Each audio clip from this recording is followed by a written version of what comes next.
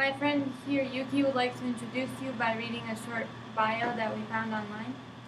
Okay, Dr. Hutton taught world history in high school for 15 years before entering the graduate program at UC Davis. She earned a PhD in medieval European history in 2006. She teaches medieval, European, and world history at various colleges and universities, as well as promoting K-16 collaboration at the California History Social Science Project. Dr. Hutton has recently published a book entitled Woman and Economic Activities in Late Medieval Ghent. So can you tell us a little more about your current job and why you chose to study the Middle Ages? Well, my current job is to teach world history and medieval history courses at the different colleges. And I chose my career in medieval history because I've been very interested in it since I was your age. And also because I'm very interested in world history and I just couldn't get enough of it. Dr. Hutton, is there anything in general you would like to add about the Decameron before we start the interview? Well, the Decameron is a really important source for understanding how people experience the Black Death, the prologue in particular. And it's also a very interesting book for the transmission of ideas between cultures in the Mediterranean world. What would you think that Boccaccio's purpose for writing the book was? Well, Boccaccio was a story writer and a poet, and I think that his purpose was to write down stories in order to share them with people.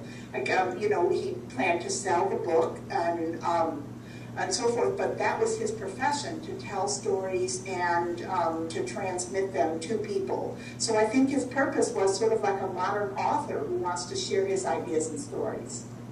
He had like a lesson that he wanted to teach the public? Perhaps about the Black Death. This is something that historians actually debate, why he included such a graphic description of the Black Death and how much that was his own experience.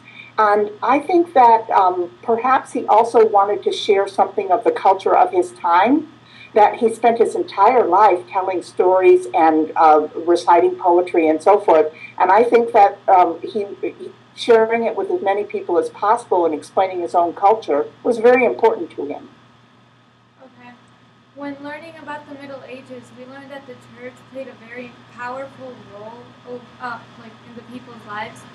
However, in a lot of the stories in the book, the author mocked the church. Can you tell us about the different views of the people at that time? First, I'd like to say that this is an excellent question, proving that you two are on top of your game in terms of history, that you can see that what you've been taught about the Middle Ages is often that it was very, very religious, that people thought religiously.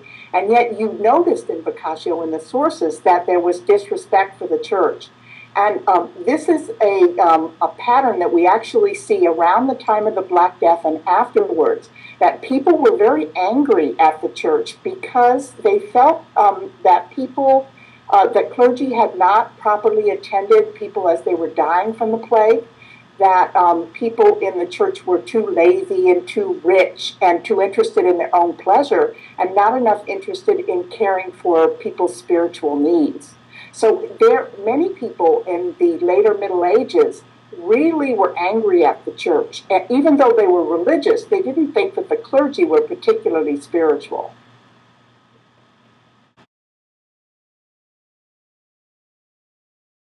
Do you think that by writing the book in such a way, Boccaccio was also promoting humanism as an idea?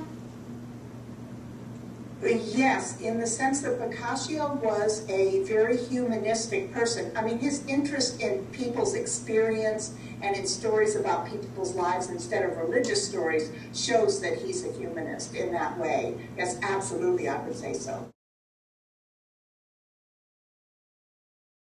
Learning about the Middle Ages, we also learned that people weren't allowed to choose their own who they would marry. But in a lot of the tales, there was a lot of love involved, and people it was like basically in most of the stories. So could you explain why this tradition wasn't in these tales? This is another very good question that you came up with, because we know it is true that people, especially in the upper classes, did not marry for love. And in fact, in the Middle Ages, people in general thought that if you married for love, you were asking for trouble. That marriage should be done for economic reasons, for family reasons, that you should ask your parents, that your parents should pick someone for you. And so marrying for love was not considered to be a good idea at all in the Middle Ages. On the other hand, people told stories all the time about love. Even before Boccaccio, even going back to, say, 1100, and the poems of the troubadours, they sang about love and how men and women would fall passionately in love with each other. And it seems that people really liked telling stories about love, even though they didn't marry for it. Perhaps, and they found it to be very, very entertaining. So I don't know that I can explain exactly how you could marry for family reasons and then enjoy hearing stories about love, but that's the way it was.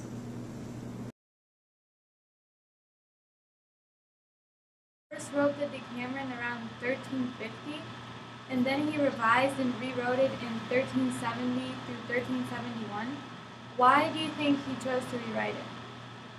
Well, I would have to guess at this because I don't, as far as I know, his reasons for that have not been recorded. But the Decameron was amazingly popular. Lots and lots of copies of it were made. And even though, it took a long time and a lot of labor to copy a manuscript by hand and put illuminations in, by this time there were workshops that could do that work pretty quickly. Lots and lots of people were working at drawing illuminations and writing stories. And Boccaccio's manuscript was copied hundreds of times. And I think that he probably felt that there were changes that he could make in it to make it better or to add new stories or to correct mistakes in the first version, that was probably his reason. Do you think he might have rewritten it to sell more books? Yes, probably.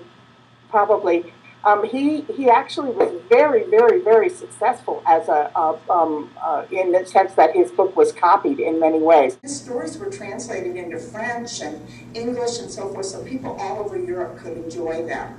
But I think that the beginning of the vernacular languages is a real testament to how much more education and how much more literacy there is in Europe, starting about 1250. And then really a lot of people, at least comparatively speaking, could read by Martin Luther's time. The other thing that you should think about with Martin Luther, too, is that his big success may have come, too, because of the printing press. That is, his ideas could really spread because now there was a fast way to do it. And I can tell by your smiles that you already know this about the printing press. I sort of want to backtrack a little and ask about, do you know what kind of things that he revised from his book? You mean from the first edition to the second edition of his book? Right. No, I don't. I'm sorry. I don't have any information on that. You would have to ask somebody in literature rather than a historian. We usually don't. I haven't looked at that issue closely. Okay. Are copies of the first edition still around? I am sure that there are copies of the first edition around, or translations made from them. People who copied the manuscript might have made changes in it immediately. In fact, one of the things that medieval historians and literary historians do is they trace the evolution of a document in a chain. Like there would be the first version and then something that was copied from that version and on. That's how we tell what the original version of something was. So Boccaccio's manuscripts spread very fast and were translated into a bunch of different languages well before that. But I just don't know the differences between the first and the second edition of his works. I'm not familiar enough to answer you. Wrote about the Black Death. They wrote about clergymen who would not attend the bedside of dying people, because of course, you know, if you went to the bedside of somebody who had the Black Death or who had the bubonic plague, you could very well catch it, or perhaps catch the pneumonic plague, you know, the one that you could get by transmission by breathing. And so people were very, very afraid, because it seemed like you would just be sort of struck down by this disease. And they felt that being in the same room with somebody, they could catch the disease. They were completely right about that, in fact. But they believed that it was because of the bad smell. They thought that bad smells bred diseases. And so if you were in the same room with somebody who had the disease and their bodies smelled badly, that you would get sick. So clergymen ran away in some cases. Others attended the sick while they were dying, and many of them died themselves. But I think that part of the problem was, too, is that the church's only explanation for this was that people had sinned, and that's why there was this disease. And a lot of people felt that the church hadn't done any good to try to prevent that. All right. Well, we should start wrapping this up, but before that, do you want to add anything? Well, I want to compliment you on your very good questions about the Black Death and about Boccaccio. I think that you have put a lot of thought into this, and you've come up with questions which our historians ask these same questions about the period. And that shows that you are being very critical of your sources, and that you are thinking like historians. And I compliment you and your teacher for having done such an excellent job on studying this era. Thank you. Thank you. You're welcome. Well, thanks for this wonderful interview. It's been a very pleasant experience for us, and we'll surely remember this for a long time. This interview has also given us a greater understanding of the book, as well as a better perspective of what happened at that time period. And thanks for helping us leave a legacy by letting us post this video on the